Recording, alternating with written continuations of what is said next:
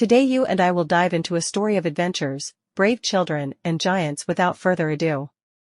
Once upon a time there was a young boy named Jack, who lived with his widowed mother in a cabin in the woods. They did not have much to live on because they were poor. Since his father had been tricked by a giant, although no one in the village believed him, it happened. As time went by, the family situation worsened, and the mother decided to send Jack to the city to try to sell the only cow they owned. With pain and much sadness, the boy headed for town. The boy set out on his way, carrying the animal tied with a rope, and on his way to town he met a man who called him by name and said to him, "You are Jack." And he answered, "Yes, I am Jack.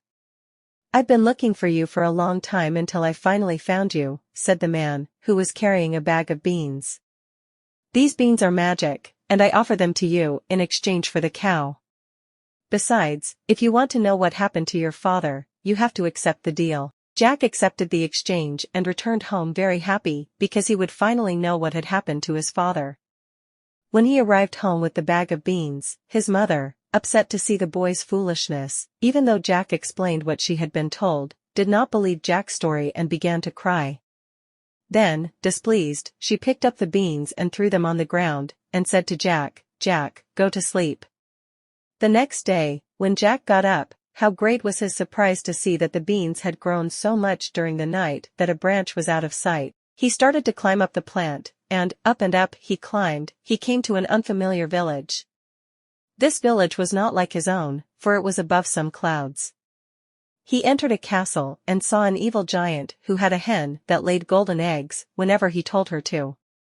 Jack remembered his mother telling him that his father had such a hen, which laid golden eggs, and that this hen was his father's hen.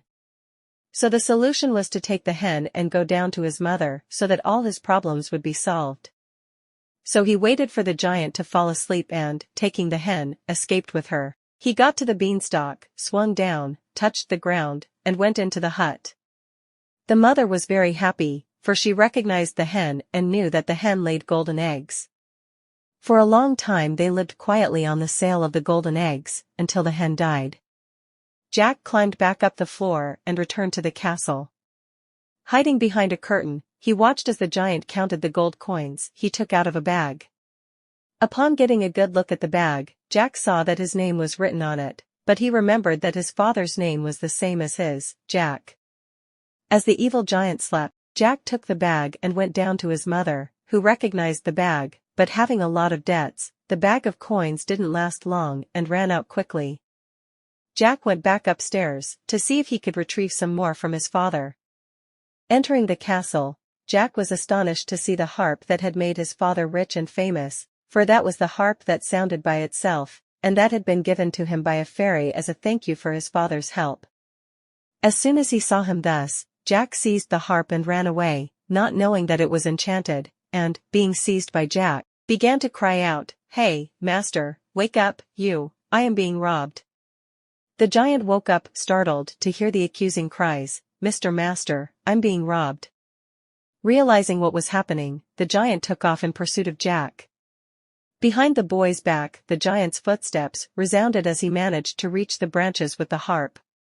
He was hurrying, but when he looked up, he saw that the giant was also descending through the branches.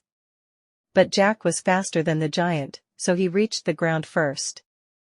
There was no time to lose. So Jack shouted to his mother, who was preparing the meal, "Mother, bring me the axe at once, for the giant is chasing me," exclaimed Jack. The mother came with the axe, and Jack, with one sure blow, chopped off the trunk of the branch of the magic beans.